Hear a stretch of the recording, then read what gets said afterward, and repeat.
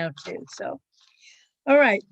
Well, I think we'll start and see if any more chats or questions come in. I think you all know, but I will tell you again that Ralph Blumenthal is a New York staff reporter who broke the news in 2017 about a secret Pentagon unit investigating UFOs. His new biography of the believer, Alien Encounters, Hard Science, and the Passion of John Mack, chronicles the story of the Harvard psychiatrist, a very eminent psychiatrist who studied and tried to legitimize UFO accounts of abductions in the 1990s. Blumenthal was an award-winning reporter for, well, I've told you that. Didn't you also, weren't you involved in the reporting also on the bombing at the World Yes, Trade the Center? first World Trade Center bombing that really set the stage for 9/11, although nobody realized it yet. No one, yeah, no one did, but it certainly was. He also has 4 books, and the most well-known probably, The Miracle at Sing Sing, How One Man Transformed the Lives of America's most dangerous prisoners. He's a distinguished lecturer at Baruch College, and he lives in New York City. So here we go. I'm going to let you tell about your book and the chilling story of and all that. So everyone kick back and we will have questions for him. I have some. I'm sure you will. So it's all your stage, Ralph. Thank you. I do identify with John Mack, but only occasionally. Thank you. I really appreciate coming on. I'm a great supporter of independent bookstores. I love them. I've patronized them all my life. I've done events with indies, so I really appreciate the opportunity to connect with you and your readers. And let me pause you at just a minute. Say we have the book and we can mail it. You can pick it up curbside. It's in the store.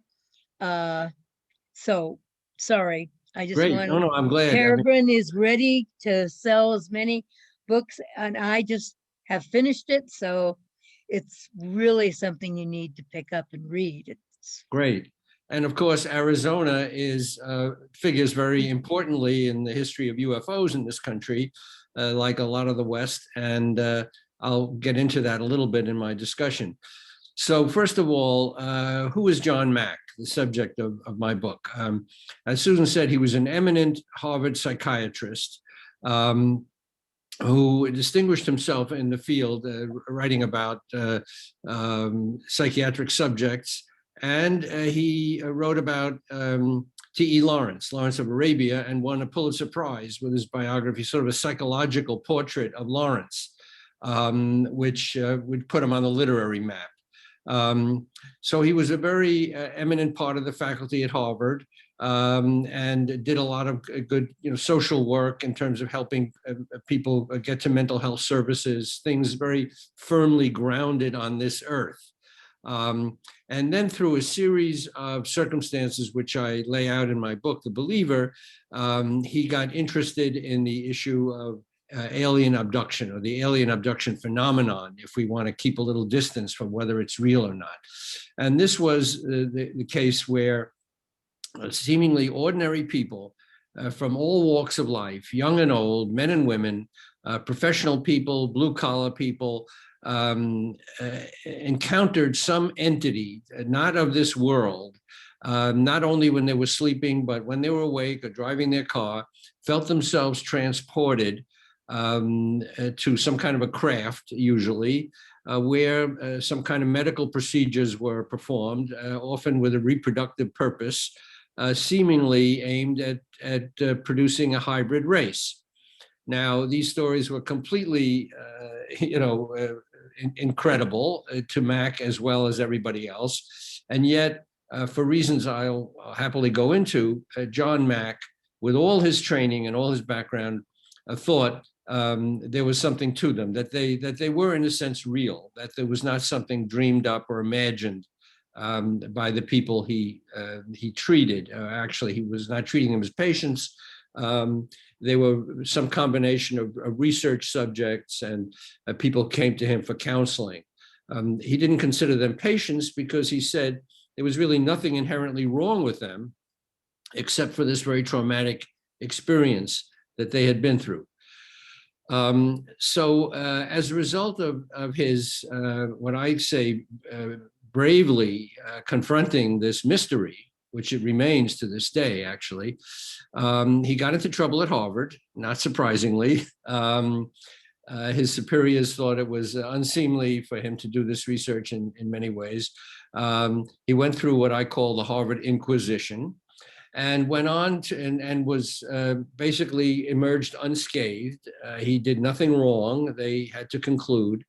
And he went on to continue investigating this phenomenon, this strange anomalies involving UFOs, and branched out into other areas of equally mysterious phenomena, such as crop circles, Bigfoot, and eventually life after death. What happens to consciousness after death? And that was the subject of his last research when he was untimely killed, crossing the street in London, killed by a drunk driver.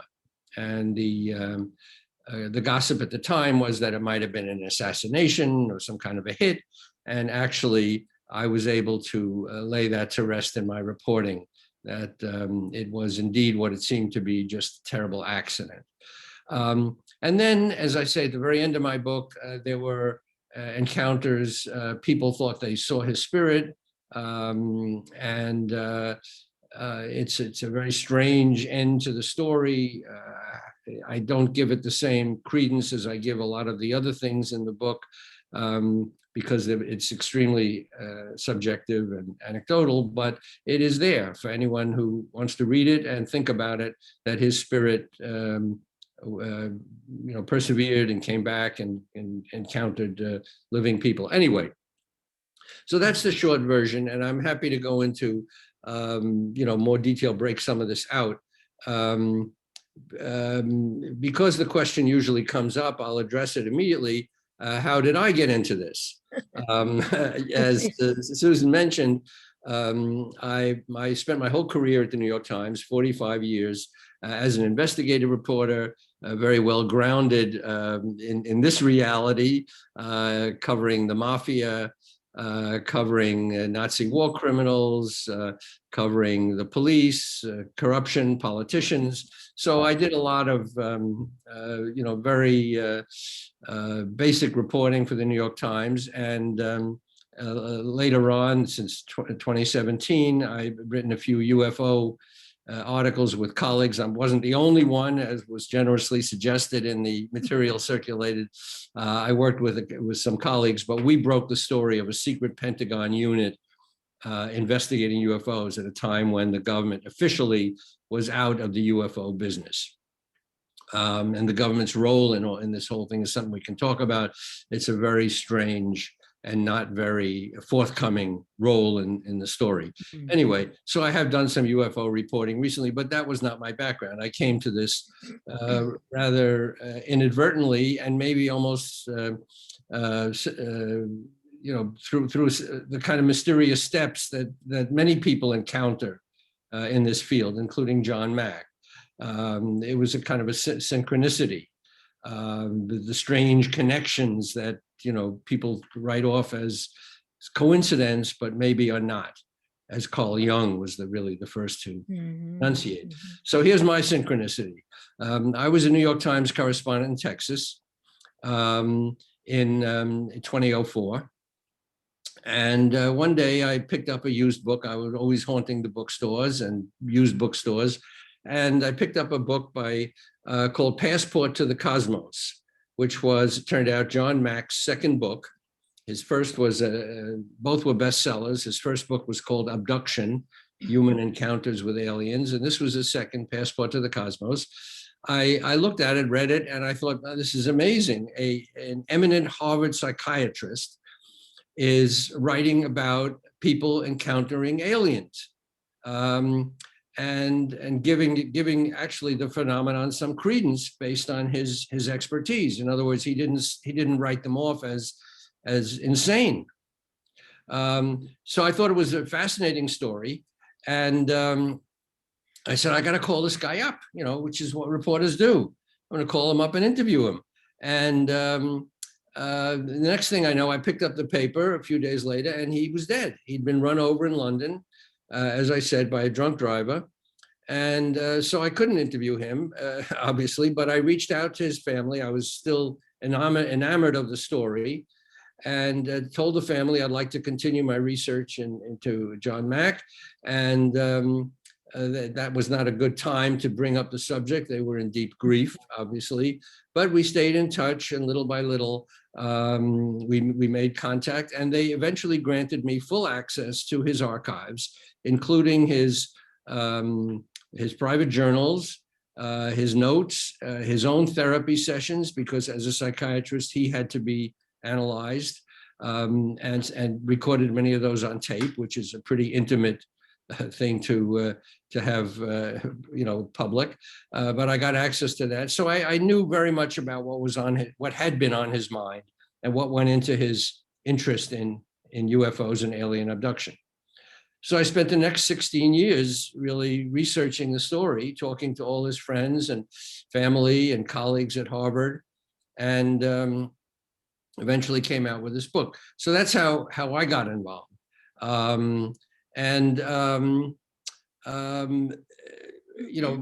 Mack, so you could say that I was a very unlikely person to pick up this subject. I was not a ufologist, as they say, to start with.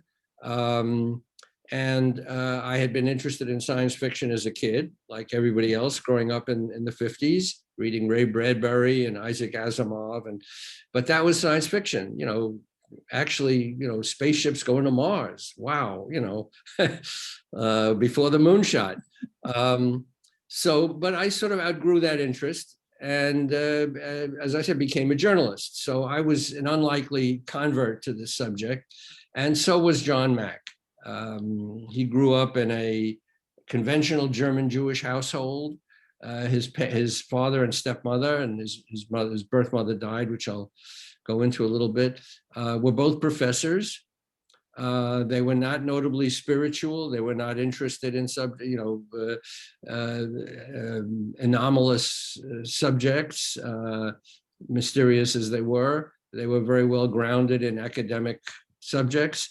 So he was not brought up with any particular interest in aliens and UFOs. He was a bit of a rebel. He campaigned for social causes like mental health services to the poor.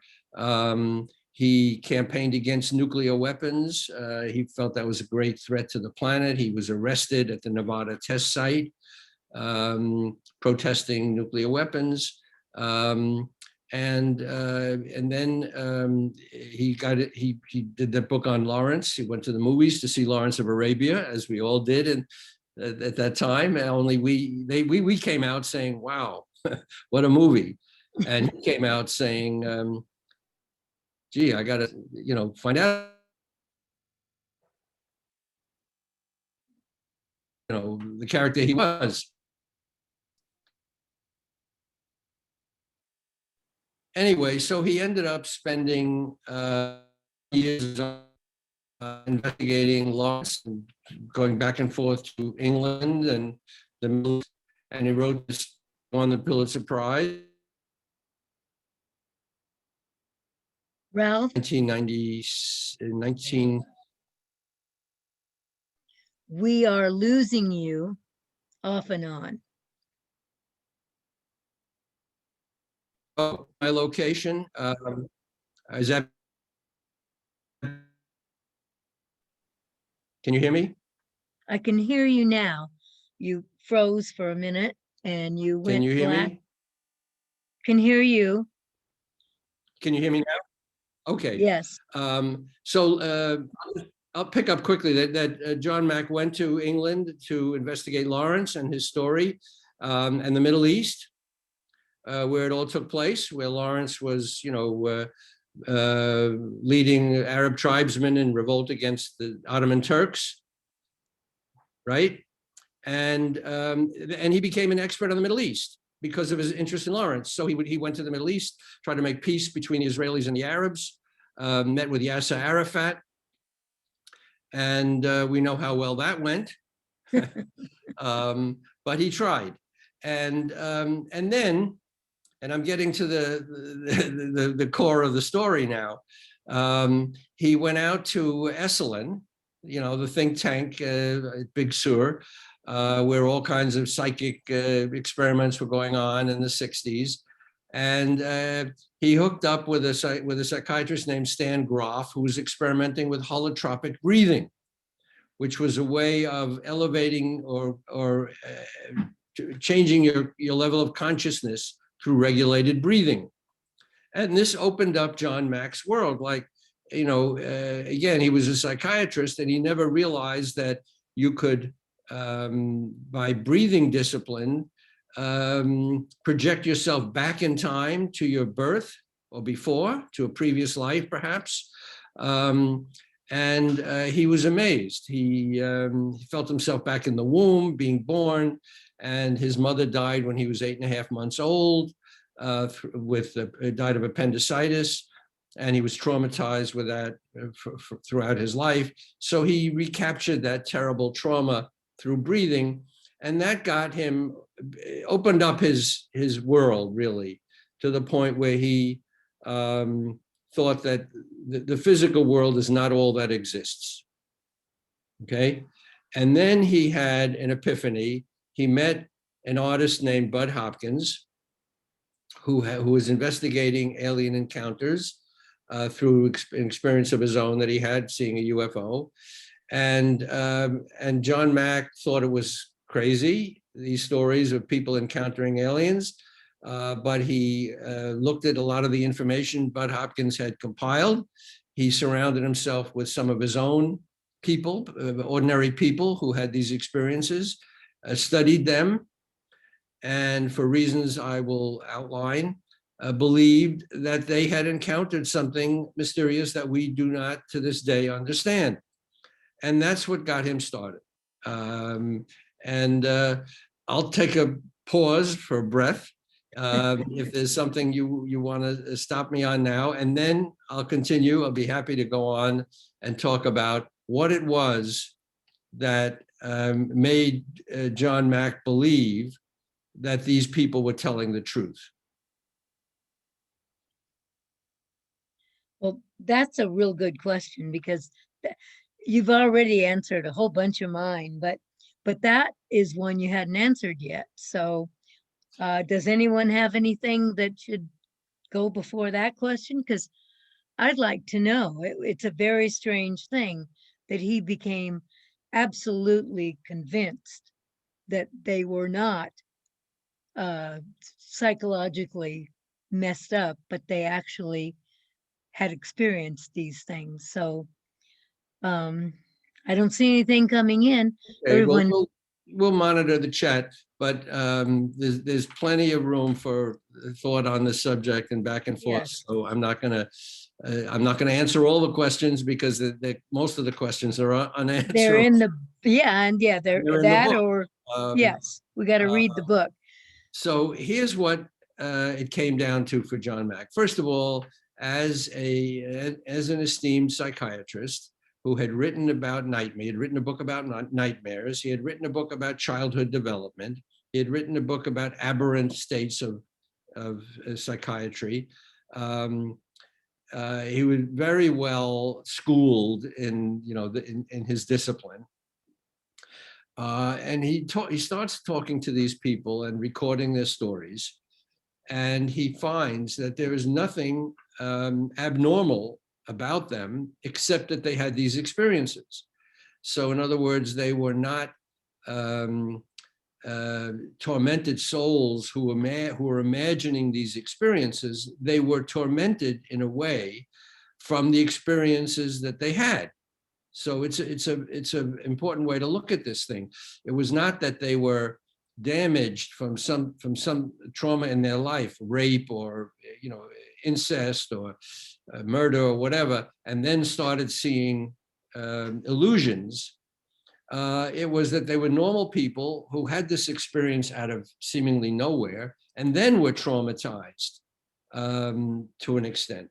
So anyway, he said these people are not crazy. That's number one.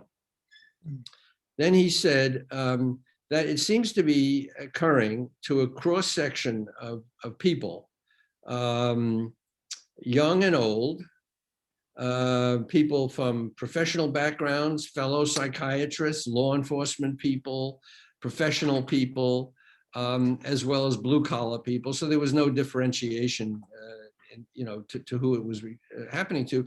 And in particular, it was happening to children as young as 2 years old, who would say, little man, take me up in the sky, I fly in the sky. And he realized that these children could not be recounting stories from books they had read or movies they had seen. They were in some way, they were just children expressing in childhood terms some experience that they had had. And then there was some degree of physical proof, fragmentary as it was. Some of these people had scars afterwards that they could not explain on their bodies, so-called scoop marks that seemed to be the result of some kind of experiments that they could not remember actually happening to them in medical offices. And in one case, it was a quadriplegic who could not move and could not have inflicted these marks upon himself. In some cases, people, before they encountered these beings, they noticed a UFO landing outside their house, let's say, or near their car. And there was some evidence of damage to the foliage, to the grass. The grass wouldn't grow normally afterwards. So there was that. And in some cases, there were even witnesses. John Mack wrote about the case of two girls on a sleepover who remembered seeing a UFO outside the window and then not remembering very much after that. And during the night, the mother of one of the girls came down to where they were sleeping to check on them and found them missing. And she called the police, and the police investigated. They found no trace of the girls. And a few hours later, they were back in their beds. And later in hypnotic regression and counseling, they recalled encounters with beings that had landed in this spacecraft. So there were these so-called multiple witness cases, some of them, not many, but a few. So putting all this together, John Mack said something real. And then I should say that in recounting their experiences, these people gave extremely vivid accounts of what they remembered happening, not only in hypnosis, but sometimes conscious memories, okay? And he, as a psychiatrist, concluded these were not stories that they were making up. These were not fantasies that they were sharing. These were not nightmares or sleep paralysis, because it didn't always happen at night. It could happen when people were driving their cars, when they were walking in broad daylight, etc. So putting all this together, John Mack said, and I'm not doing it all justice because he wrote 2 books explaining this, but I'm trying to summarize it. He said, the only way to account for these stories is that something happened to these people on some level of reality that we don't understand, not our everyday reality, but in some dimension, something penetrated our reality and caused these things to happen. And we don't know what it is, okay? But it was not explainable by any of the conventional debunking that, they were imagining it or they were having a nightmare. Anyway, he dealt with all that. And he always said that if anyone can give me a good explanation that accounts for all these things that I have now, enumerated, I'm happy to accept it, because a lot of debunkers came along and said, oh, this is clearly a case of sleep paralysis. Well, it didn't happen at night. The people weren't asleep. They were driving their car. Oh, this is a result of a rape trauma. Well, these people had no trauma in their lives, etc.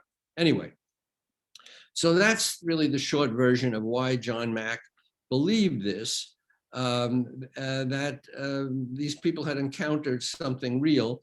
And a number of other researchers, corroborated his methods of talking to these people. A lot of critics took issue with him but anyway, so that's really the story of why John Mack felt strongly about the subject, to put it mildly. Two best-selling books about it, and really risked his Harvard career to continue his research. Yes, So, and go ahead. No, that's well, let's take a pause. He seemed to all the different things that he was involved in with alternate realities seemed to have a whole different way of looking at our reality, so that it was hard for him. I mean, what he accepted as proof, not being able to explain things away, was far different than what the people at Harvard that were his critics wanted for proof, right? Right. Well, what Yeah. happened is, as you might imagine, he ran afoul of Harvard. First of all, he'd written this book, his first book called Abduction: Human Encounters with Aliens, which was 13 case studies of people he had interviewed at great length and examined their stories, and came away, for the reasons I just mentioned, concluding that something real had happened to them. So, and then he went on Oprah to promote his book. Yeah. And then something that his fellow academicians could not forgive was that the book became a bestseller. He made some money. Yeah. And he talked to Shirley MacLaine as well. He talked to Shirley. He had celebrity friends, Shirley MacLaine. So for all these reasons, he was not seen as the typical Harvard professor for whatever reason, whatever image that evokes. So they decided they were going to investigate him. And basically, as he wrote later, it was a clash of worldviews. The people at Harvard, it was just a few colleagues, really, professors, medical school professors, were basically of the mindset that if you couldn't quantify it, if you couldn't touch it and feel it and prove it existed, it couldn't be real. Mm-hmm. And they if it couldn't be, if you couldn't produce an ashtray from a UFO, then how could you prove that UFOs existed? Mm-hmm. And if there were no photographs of these aliens, and it was obviously very difficult to imagine that people were being abducted by alien beings, if you didn't have proof of that, how could you believe it was real? And he, countered at great length, saying that, well, there are things in this world that we don't understand, that could be real, that we can't prove. And there's a spiritual dimension to the universe that is very perplexing, etc. So he was trying to get them to acknowledge that there could be something out there that was forever mysterious, and that there was this evidence of it in the accounts that people were giving that he could not contradict. In other words, he found no falsity in their accounts, including the vehemence with which they told these stories. They would cry and scream and weep and curse, as if it were absolutely happening. They were remembering something that important that happened. Anyway, one of our viewers wants to know, David, if he ever identified anything that these people had in common. That's a very good question. The stories were very consistent. The people came from, as I said, all different walks of life, but the stories had a basic symmetry, consistency, that were interesting, considering he was talking to people from eventually from all over the world.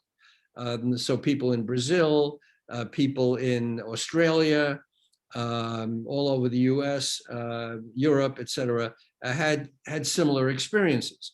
So, and the experiences were that they were, at night in their beds, or that they were driving their car or walking around. They became aware of some kind of a craft landing.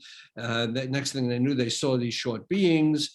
They blacked out. They remembered being in some kind of a craft, having instruments attached to them, sometimes seeing their hybrid children later. I mean, it got really wild, but that's the basic, that's called the core abduction narrative, okay? But the stories were also different enough in detail. Each story had a little twist to it that another story didn't have. So it convinced him that these people were not reading off some playbook or a script that everybody who's abducted says this. That wasn't true. There was details that were startlingly individual. So to answer your question, David, there was something in common with all these experiences, and yet there were differences. And that was one of the intriguing, hallmarks of this phenomena. Well, that's pretty amazing, yes. And if you read the book, you'll find more specific accounts of these things, these details that you're talking about. Yeah, I mean, I have some of them in my book, but I am not a psychiatrist, and I did not spend all the time that John Mack did recounting, these experiences of people. I mean, I did interview some experiences on my own, and my interviews sort of coincided with his. I mean, I didn't find anything that he hadn't written about before. But if you read these 13 case studies in his book Abduction, you come away amazed at the detail and I mean the craziness of this whole subject, which is what makes it so compelling. I mean, it's hard to imagine anybody could make this stuff up. It is just so totally bizarre. And he was, by the way, I should have said this, he was a towering intellect, John Mack. He had his flaws, which I talk about in the book, and I can tell you some of those. But his intellect was number one. He had studied psychiatry, very diligently at Harvard. He'd been excellently trained by Eric Erickson and others. So he certainly had, top training in psychiatry. Nobody ever accused him of being a lightweight. And he had a superior intellect, and he was a very good writer. So he came to this with tremendous intellectual firepower.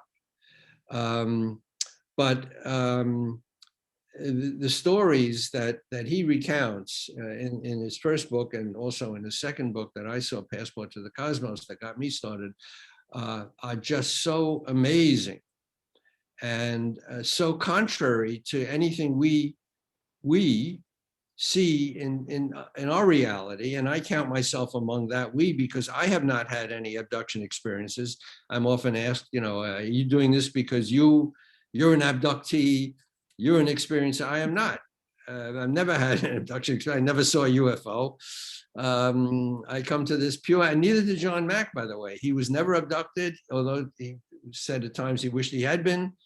He never even saw a UFO, which he thought later was probably good, because that way no one could accuse him of having, an agenda. He was trying to prove something. He was not trying to prove anything autobiographical. Anyway, I want to say something about a factor that, two things. First of all, I say he was a towering intellect, but he had his flaws. and he was very naive. Not very naive. He was naive at times. He would say things to reporters who came to interview him that you should never say to a reporter, which is, should we talk about my drug use? No, I don't think I'll talk about that. He was interested in psychedelics. He took psychedelics. He experimented with them. He tried ayahuasca. Not hard drugs. He was never an addict. Not an addict at all. He marijuana. He smoked marijuana. He tried MDMA, you know, the spirit molecule, so-called hallucinogenic drugs, etc. Okay. He also had an eye for the ladies. I mean, he was married to a wonderful woman. He was not sneaky, but he fell into romances with some other women. Not many, a few, which caused his wife and him considerable pain. But he was attracted to women partly because he thought he had lost his mother at an early age.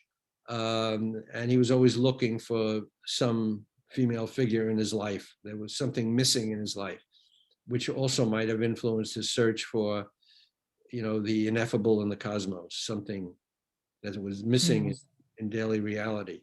So I'm not painting him as a saint. He had his flaws.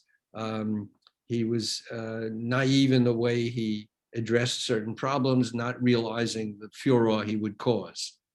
So, yeah. Do you think part of that was because of his extreme open-mindedness? He felt like he needed to investigate almost every mystery, including those of drugs and of life after death, and of all these things that maybe he forgot how to fathom, how a lot of other people, especially science-oriented people, solve the world. Yeah, I mean, I think he there was an arrogance about him, and Bud Hopkins noticed this, who became a good friend as well as a kind of an adversary at times. Bud Hopkins, as I said, who investigated alien abduction himself as an artist, had a rather different take on things. But he told me, and I interviewed Bud Hopkins before he died of cancer. I was very happy to have had that opportunity. He thought that John Mack had lived such a charmed life, born into quite a wealthy household, doted on by his parents, and he really had a high opinion of himself, which helped him, I guess, in a way, gave him confidence. And maybe at times a little too much confidence that he was on the right path. But so to answer, you know, you're onto something there, Susan, when you say that. He had this supreme confidence in himself, which pushed him along and sometimes gave him an overreaching sense of his own, you know, brilliance, which he had. So I was going to talk about, well, the trauma with his mother I mentioned, and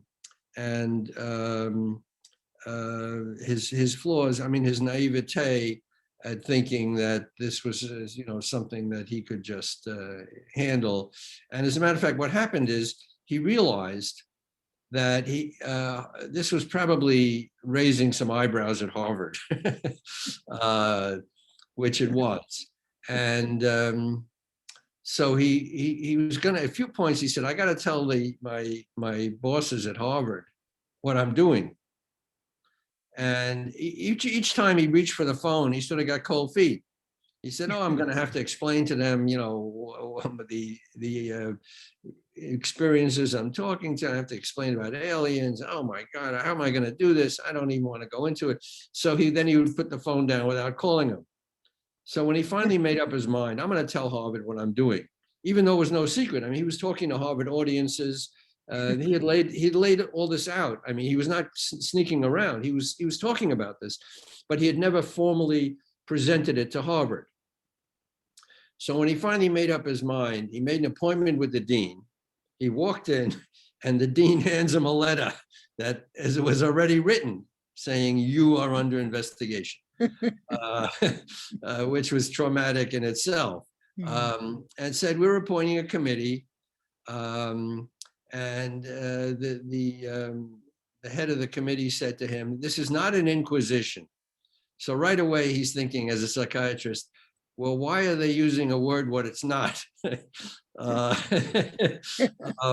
and I call it was an inquisition. It was an inquisition into his beliefs, into his methods, into his finances, which was quite invasive. And even though the committee, the committee had a completely different take on everything he was doing. They did not understand how he could be so convinced of these stories that he was hearing without physical proof. And he was trying to explain to them about this other dimension and how, there was fragmentary proof, but he couldn't prove it in the sense that they wanted it proved, and they didn't understand it all. So that was the clash of worldviews. But in the end, they found nothing really wrong in his method. And I got to tell you, Susan, that the book, The Believer, spoiler alert, does not solve the mystery. It lays it out, but it won't tell you how this alien phenomenon penetrates our reality, if that's what it is, because nobody knows. Well, do you think he might have had a little bit more softer views of him in this world today, that when there are theories of multiple universes and universes floating through other universes and all different kinds of realities that, while not accepted or understood by the general public, are at least feasible in mathematically feasible, I guess. Yeah, I think it's interesting that what physics is finding now is almost giving him more credibility, in that, they are finding that, for example, things can affect other things at a great distance. So what which doesn't, make any sense to us, that how can two things separated by vast distances affect each other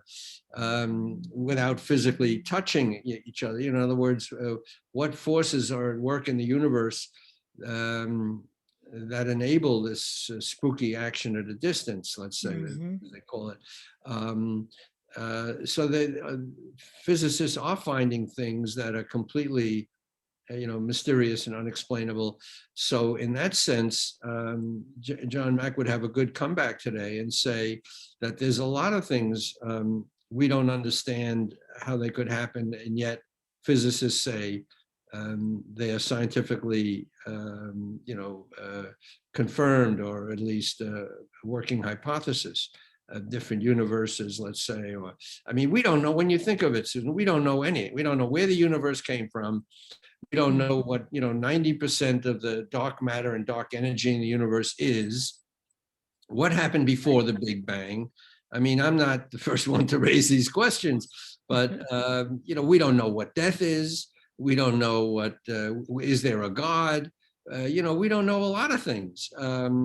And so anyone who says, oh, this is ridiculous, it's just the four walls of our immediate time-space construct here that's real. Everything else is, that doesn't account for a lot of things. So I think he was asking the right questions. And I think today, the one thing that would give him comfort today is the fact that UFOs are now basically acknowledged to exist physically. The Navy has pictures of them. We wrote about them in the New York Times. They've been caught on radar. They've been witnessed by trained observers like F-18 pilots. So, years ago, people were saying, well, UFOs could be imaginary. Well, the consensus today is that they're not imaginary. There's something real. We don't know where they come from, who makes them, why they can do these things that are so aerodynamically amazing and operate underwater, apparently, because these things have been seen going into and out of the water. So we don't know any of that, but we know that they've been captured on measuring devices. Do you know, back to our current reality, did you find out if, even though the Pentagon is researching UFOs, if they're doing anything about abductions? Good question. No, they're not, because that is so far out that they don't want to touch that. And when you ask, the people in the Defense Department, well, you're studying UFOs and you're supposed to be delivering some report in, maybe a few months. Supposed to be out in June, probably be delayed anyway. So where are these things coming from? Who's behind the wheel? They say we don't talk about that at all because that is so speculative and there's no data on that. And it just undermines, the whole credibility of UFO, the little credibility that people have in this field, to start talking about aliens. So and we haven't written about aliens in the New York Times because there's no basis except the very subjective, anecdotal accounts. So we keep that separate. We're reporting on UFOs because they have been officially seen. It's a matter of official, Defense Department interest. Aliens are not. So no one is going there. Let's put it that way. That's something that is just too difficult to deal with at this point. Yeah, I suspected as much. And David wants to know if Mack worked mostly alone with his research, or does the book include the people that may have supported his investigation? Yeah, another good question. He had a very good team with him. First of all, he was not the only person investigating alien abduction. As I mentioned, there was Bud Hopkins, there was David Jacobs, who was a professor at Temple University who had written the first really important academic study of UFOs, which made him a kind of an expert. And then he went on to teach himself hypnosis like Bud Hopkins did, to work with experiencers. And there were a lot of other psychiatrists who were seeing, people who came to them. And some of them, a number of them are laid out in my book. So John Mack was not alone out there, that's for sure. Secondly, he had surrounded himself with very good people, social workers, researchers, people very good in their fields who supported him and helped him.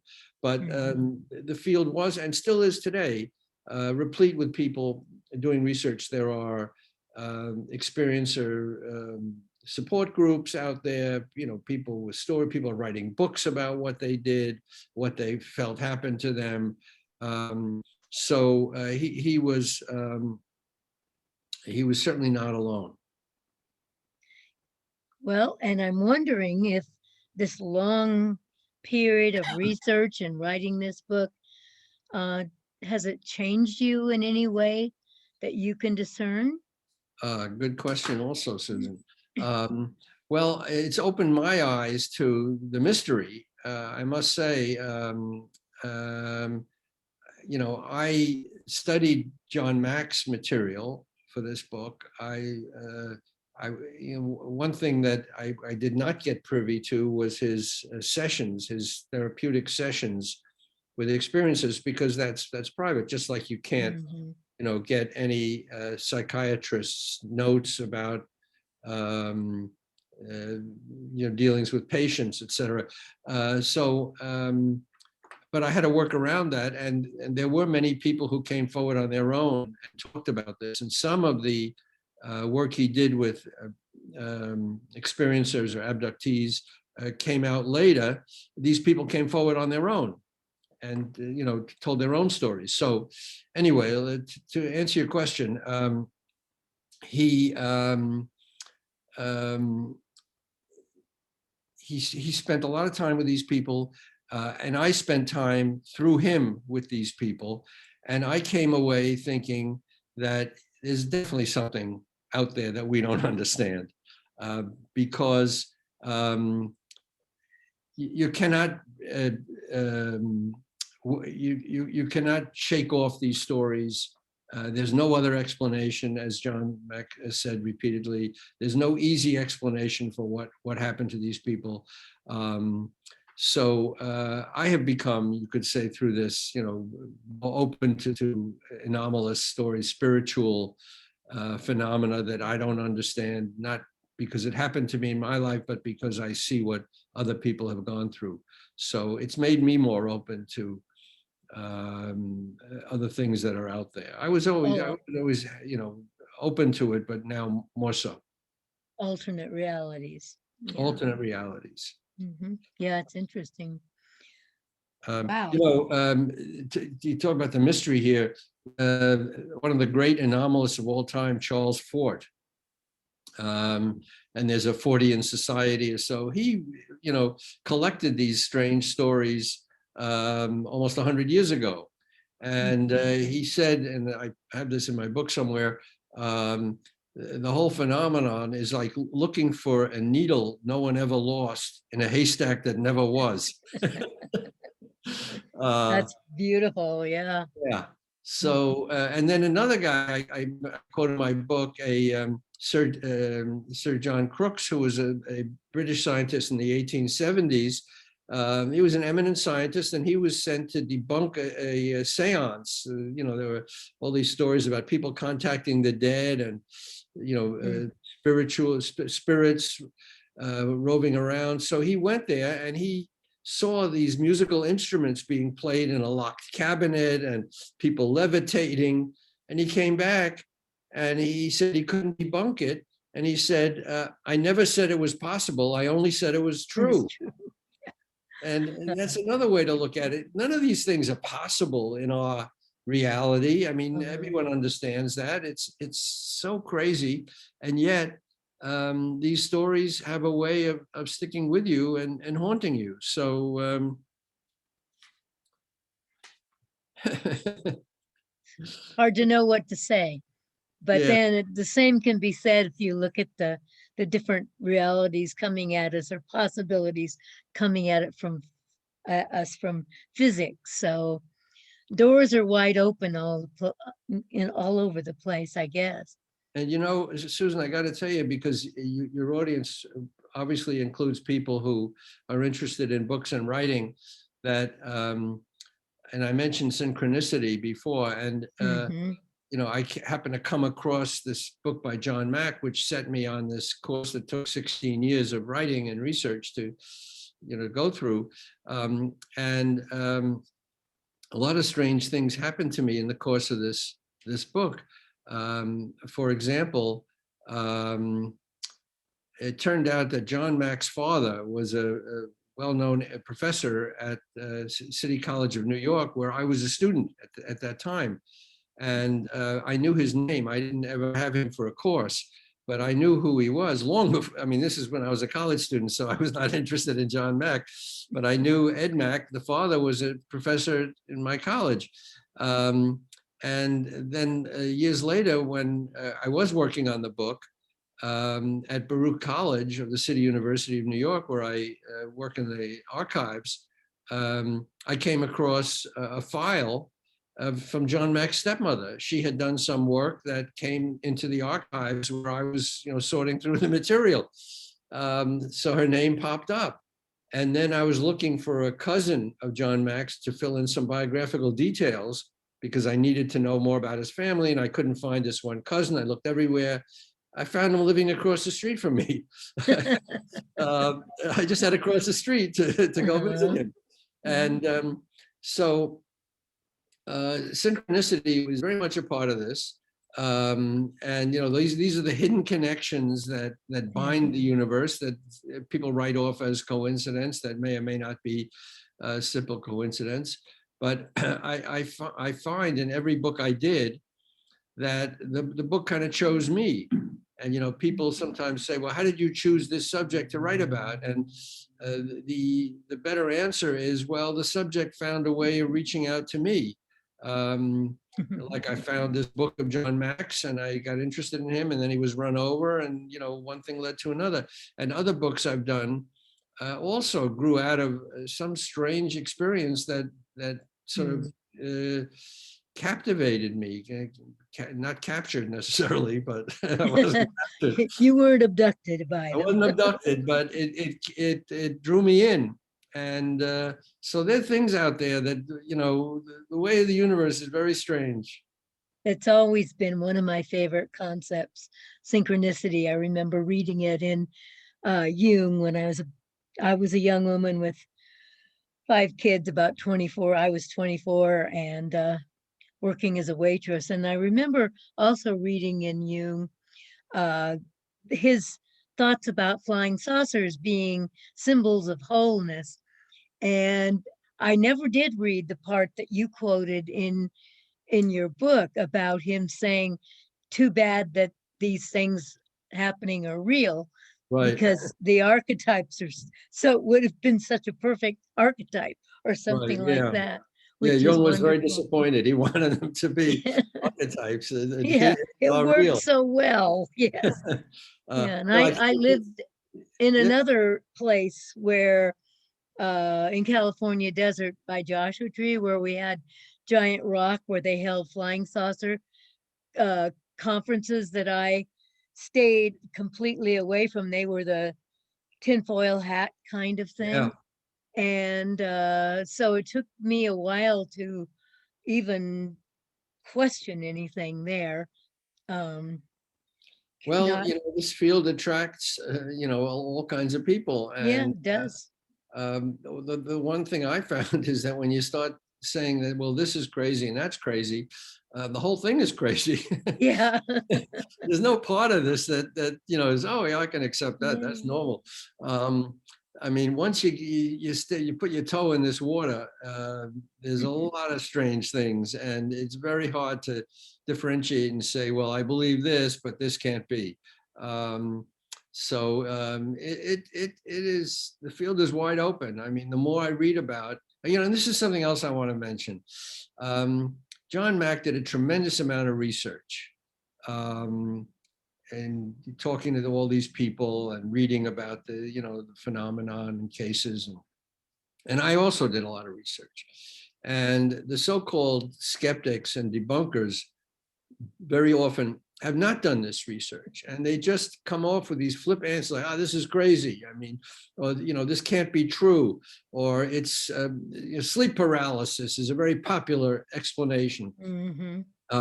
The hypnotist is implanting these memories. Well, what about the memories that are not induced through hypnosis? They're not being implanted. These are people just coming forward and telling these things. Anyway, so all I wish that the people who are prominent as debunkers and skeptics, there's nothing wrong with being a skeptic. Everyone should be skeptical. These stories are certainly way out there, but at least do the research and know what you're talking about. I opened my book with the story of a conference at MIT in 1992 that drew, John Mack and atomic physicists and psychiatrists and theologians and social workers and folklorists, and everyone was looking at this from every possible angle, trying to figure out, is this, folklore, is this, racial memories in the human species that come out, is this, religious experiences. Everyone's trying to figure it out. And of course, they never figured it out because no one has ever figured it out. But at least these people were devoting time and effort at MIT to back up their hypotheses and their theories of what it could be. And I give them a lot of credit for that. They were struggling to come up with an explanation and answer, which John Mack did too. And that's better than just saying, well, this is nonsense. This can't be. Well, of course it can't be. Everyone realizes this can't be, but it is, according to these people, and it can't be easily cast aside. You have to deal with what they're saying. and go through the story. So anyway, there's a lot of information already been gathered. People just have to study it. Mhm. And you do a great job of laying out a lot of that research, a lot of the places to go, a lot of the mysteries. So until the people watching read your book, they have a long way to go, and then that would give them a great boost. I really appreciate you writing that book. And Well, thanks. It was an education for me too. yeah, And the family, I was a little nervous about what the family reaction would be, the Mack family, because go into a lot of private areas of his life, indeed. because they gave me access to his journals and his his therapy sessions and private notes. But so far I've heard they're very happy with the book, and it gives me confidence. They were brave to entrust me, I guess, with this material, because they didn't know how it would come out. I didn't make any commitment to them that I would run it past them or seek their approval before I publish. So I'm grateful that I had that. It's every writer's dream to have material and no obligations to tell it one way or the other. Maybe they had good instincts. Well, anything else anyone wants to ask or that you want to say before we close down for today? The one thing I can bring the story full circle, because it's the end of my book, is after a later career of investigating alien abduction, John Mack got very interested in other anomalous things. He went to England to study crop circles, and he was very aware that there was this other spiritual world out there, and he became very interested in survival of consciousness, life after death.